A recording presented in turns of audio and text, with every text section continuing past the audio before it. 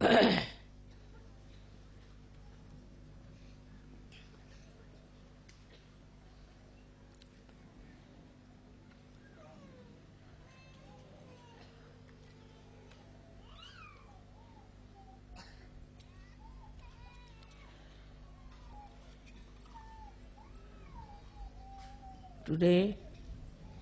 you are all here to worship your Guru. It is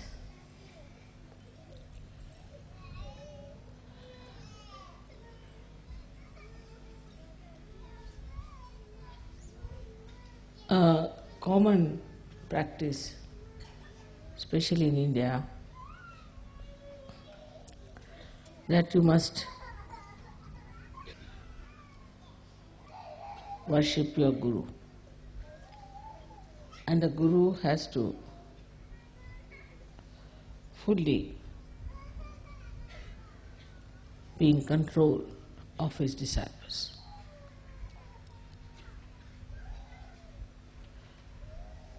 Guru principle is extremely strict,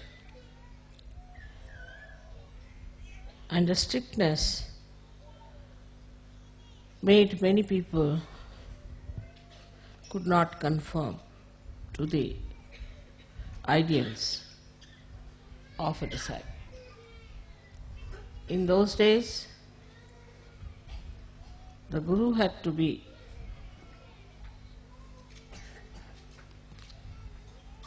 absolutely the authority, and it was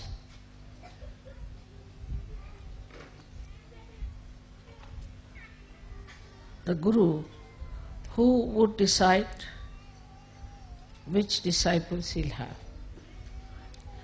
And one had to go into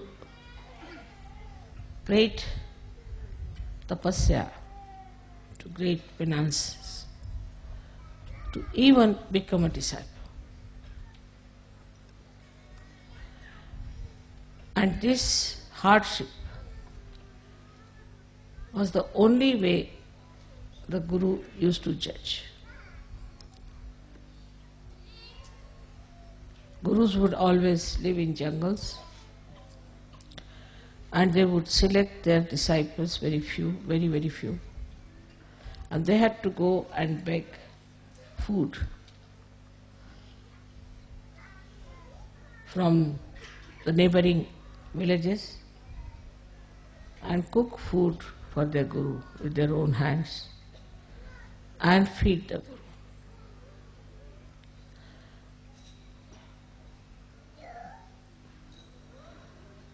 That sort of Guru business is not in search. That basically we must understand that the difference between those styles of Guruship and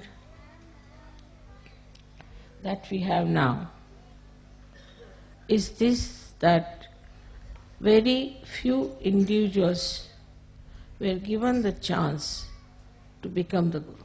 Very few. And these few also were selected out of quite a lot of people, and they felt that there was something really special, that they are being selected, chosen, and that whatever they will have to go through is all welcome. With this idea, they became the disciples. But Sahaja Yoga is a very different thing. I would say just the opposite. First of all, your Guru is a mother, and who suffers from Sandra Karuna. At the slightest things that happen to you, my eyes get filled with tears. So, as a mother, To be a guru is a very difficult thing. But at the same time, for you to achieve heights is also difficult. Because you get lost when I love you so much, and in that love you forget sometimes that the progress in your being is very slow. It is important that in Sahaja Yoga you have to be strict with yourself. That's why I said that you have to be your own guru, which people do not understand what it means. You have to be your own guru means you have to guide yourself, you have to treat yourself as your disciple, and you have to trim yourself. If you do not understand the responsibility as Sahaja of working it out yourself, everything, you cannot move very fast, because it is a different type of relationship between the guru and the disciples. So first, I have always said you become your own guru. So you have to make a lot of introspection and fix your ideals.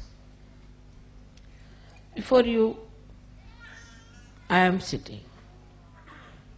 You have seen me how I am. I can eat anything. I need not eat at all for days together. I can sleep anywhere. I may not sleep at all. I travel for miles together untiringly. I have this energy because I am a guru of myself also. So the first thing is that there should be a lot of introspection. What's wrong with me, not wrong with others? What's wrong with me? Am I seeking the comfort of my body? The attention, is it on my body or on my spirit? If so, what am I doing? I think best thing is to write it down. Can I sleep on the grass? Can I sit on the stone? You have to make this body work. Can I sleep anytime I like, and can I keep awake anytime I like? I've seen people doze off. The reason is this, not that they're bad or in any way indisciplined people, but because inside they're tired. If you're tired inside, then you feel tired all the time. You will see on the television, if you see people in the West, they are always sitting like this. Because they are so very tired. Why are they so tired? They don't work so hard. So introspect how you behave. Now when you start introspecting yourself, you'll also start introspecting your surroundings and your styles and your methods and what you are doing to yourself because of the conditionings of the outside. Now, the conditionings of the outside in the West are of a psychological nature. Indians have other conditionings which are also quite surprising. Or we should say the Western people, they must wash their hand 10 times. Even if their skin comes out, they'll go on washing like mad. They must have a bathroom attached to them all the time. But they must have their baths. If they don't have bath, they are not comfortable. They have other conditionings also. All kinds of stupid conditionings they have. But the conditionings that we have in the West are more psychological, and that's why you cannot find out what's wrong with you. The physical conditionings are not so dangerous. You can get over them or you can manage. But when you have conditioning of your psychology, you cannot understand what's wrong with you. Now, if you introspect around, what you will find is a very subtle thing. Firstly, that because of the wars maybe, I don't know why, but everybody is afraid of everyone. Especially I think Freud. Because of Freud, even the mother is afraid of the child. And all these things to Indians are absolutely, they can't understand this. But you people know that very well. They won't touch anybody. They won't hug anyone. First of all, when they used to play football, they used to hug. But now I see they don't hug, they just touch hands like this. After some time, I think they may just do like that or something. So frightened that nobody, even the children I've seen, are frightened of hugging their parents. So the expression of love is not there. And when there is no expression, there is no love inside. And that's how it goes on drying up and drying up and drying up. There was a little girl in Sahaja Yoga, and I had some present for that child. She was quite young, must have been about 10 years of age. So I gave it to one Sahaja Yogi, Western Sahaja Yogi, that you go and give it to her and say that I have given. No, mother, I won't give. I said, why? She'll misunderstand me. I said, what will she misunderstand? It has gone so much into the heads of people. And this has created really the psychological insecurity within you. From very childhood, this insecurity has been working. And that's why you are frightened of each other. Even of your parents, of your brothers, your sisters. Psychologically, you are suffering. And when first I came to England, they used to say it is the insecurity. I said, what insecurity? The whole world is afraid of the Western world. And what are they suffering from insecurity? They have made everybody insecure all over the world. And why? What are they insecure? They are insecure within themselves, in their own society, in their own family, in their own groups. They are so much frightened of each other. So the first thing, you should be fearless. You are a Sahaja Yogi, you are no more immoral. Cannot be immoral. If all the time, if you start thinking that you are immoral,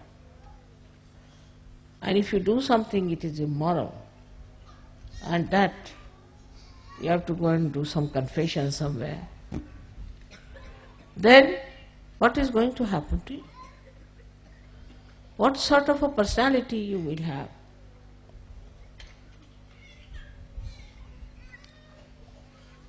We have to change this by changing ourselves. So among Sahaja Yogis there should be No insecurities, but maryadas. You must know how to respect each other's privacy. The second thing that if you find with the Western mind, which is a very common thing, that they are bombarded by criticism. There are so many critics that now there are no more artists left. Only critics are criticizing critics. All artists are finished. They are all the time criticized. Somebody will come in. There's an education on criticism. They may not know how to play any instrument. They may not know how to sing. But they can criticize. All right. So all the time in your mind is a way that you always feel that somebody will criticize if you do this. All the time the fear is there that somebody will criticize. So, should I say or not? As Sahaj Yogis, you shouldn't worry about these stupid people because they're blind, and if they want to criticize, you let them criticize. What does it matter? Makes no difference. But this you have to build up within yourself. Now the third is even worse, which I don't know if you have noticed or not. I don't know how it has gone into the heads of the Western minds that you must always see to the other side of the bank, even if you are standing on this side, to be fair. And never to say something that you are sure of. Like you ask anyone, how are you? He'll say. Always. Nobody will say, I'm perfectly all right. Nothing wrong with me. What's wrong? Perfectly all right. Thank you very much. But it is never. They're not sure of themselves all the time. It's shaky. And this shaking inside gives you a personality which can never progress. Progress comes when you put your step forward, you put your foot firmly on that point, and then put the second step forward, like as you climb on a mountain. But in the first place, only if you are still thinking that it's halfway through, then how can you go further? You'll only move on two steps, this or that or this or that. This is another very big psychological detergent, I should call it, or detrimental thing for your progress. Now the third thing you have learnt, which is also third or fourth maybe, that you must argue out yourself. Like you have a problem. You'll come and tell me, Mother, this problem I have got. This is very common with everyone. I have this problem. I'll say, all right, this is the solution. Then you will come out, no, but in this will happen. Then you tell another solution. No, Mother, this can be this way. All right, you tell third solution. No, Mother, in this can happen. Tell fourth, this can happen. You are standing against yourself all the time. Then I have to say, this is your problem, not mine. and I am giving you the solutions, and if you want to solve your problem, better take a positive attitude. The brain is this way. In our Hindi language, it's called ulti khopdi. You are all the time arguing against yourself. So how can you progress? This is another great problem of the Western mind, that it doesn't try to face any problem as your own, but go on arguing with yourself like a lawyer. See, there are two lawyers, one yourself, another lawyer, one arguing. So is a double personality in the being. It's not a single personality. As I said, it is very, very psychological that people have to take to this kind of a turn suddenly without understanding how dangerous it is.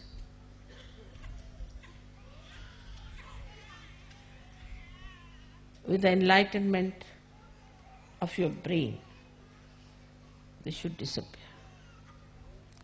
On the contrary, in Sahaja Yoga, it's very dangerous. Because you say something, you are a Sahaja Yogi. You are connected with the all-pervading power. Whatever you say gets connected. And it acts. It's very dangerous for you people not to realize that you are realized souls, and not to assume your own powers. Like, see, I have to say something secretly, then I must put my hand here and then say it, because it is connected to the mains. But supposing I keep it open like this and say something, it goes to everyone. In the same way, whatever the Sahaja Yogis say or desire or want, there are just people sitting there, see here and here, you have put them there. They are listening to you all the time. They are so anxious to do your work. All right, you say so, done. So, whatever you think, or whatever you desire, or whatever you say, you have to be extremely careful.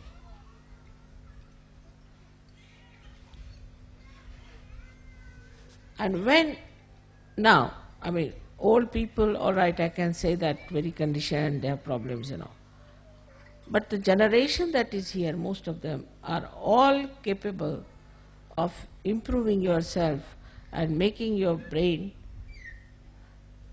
straight by bringing it backwards to the forward.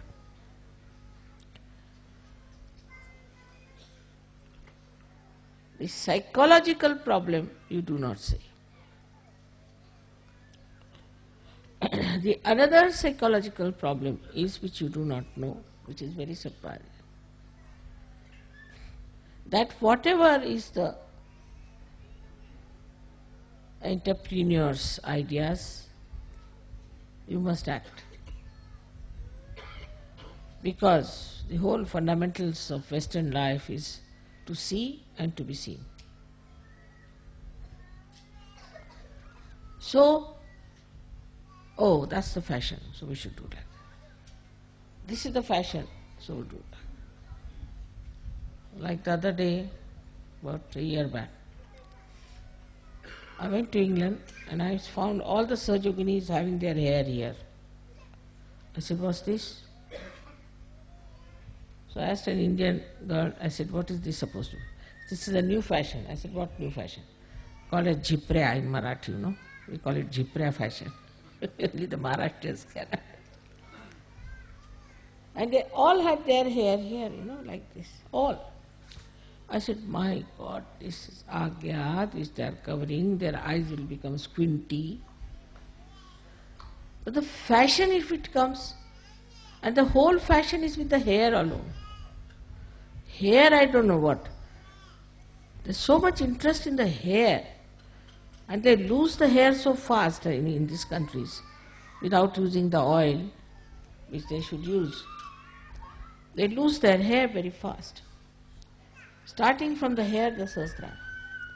Then fashion means, what is this? These entrepreneurs, these stupid people are creating ideas, and why should we follow them?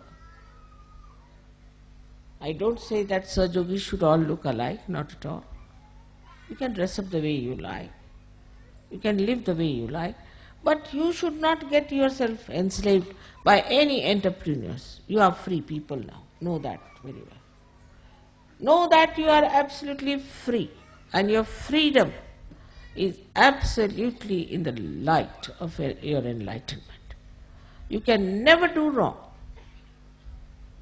But first of all, have that confidence within yourself, that whatever you have to do, you are not going to enslave yourself to entrepreneurs, what people have to say, how you will look, how you will appear before. This is a very important point, that half of the time we are laboring just to look like many others. It's very surprising how these entrepreneurs have befooled the Western people. In India it won't work. Won't work. Especially the Indian women. This in between came a mini sari. Came up to Bombay for about 4 or 5 days, I think disappeared. No Indian woman would wear a mini sari, finished. Nothing doing.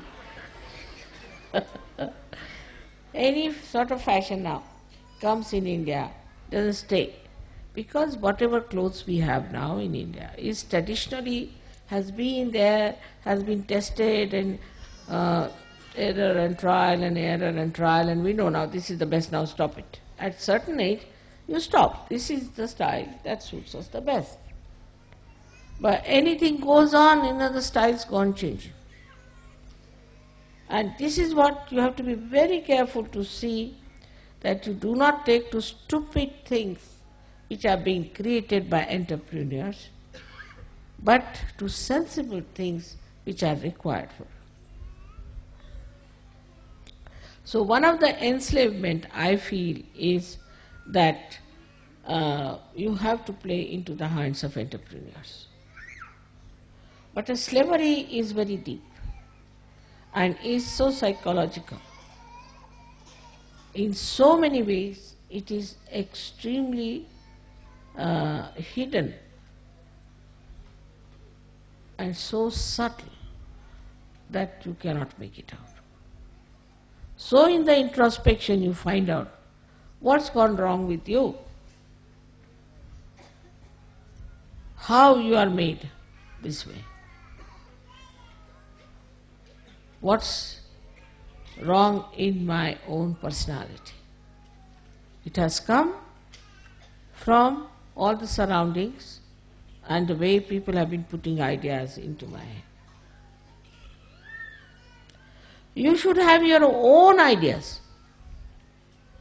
You shouldn't worry what Plato said and what Socrates said and what this thing said. What do you think?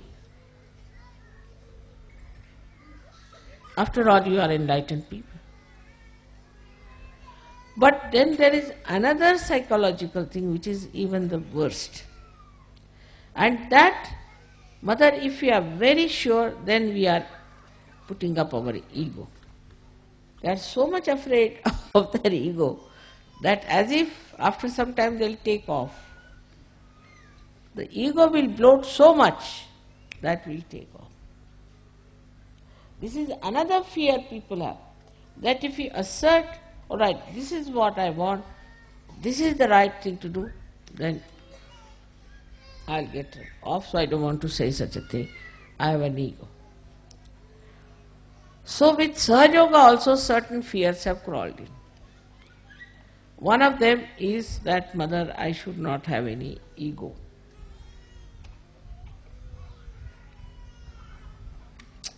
Now, what is the problem of ego? That also surprising despite all fear and everything. As a reaction to it, people have developed a kind of a protesting character.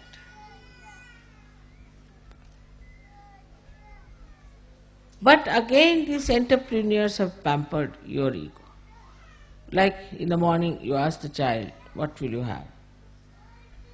Then child say, I'll have this. The mother has to run and get it. Or she must keep everything in the fridge. In India, that's not the case. Whatever is cooked in the house, you better have. If there is no salt, all right, without salt, come along. Otherwise, don't eat, doesn't matter. In any case, you will eat. So when the disciplining comes within yourself and you understand this, then you do not say, I desire only this, I desire only this. What you desire, you tell yourself. All right, you will not have it for 1 month, let's see.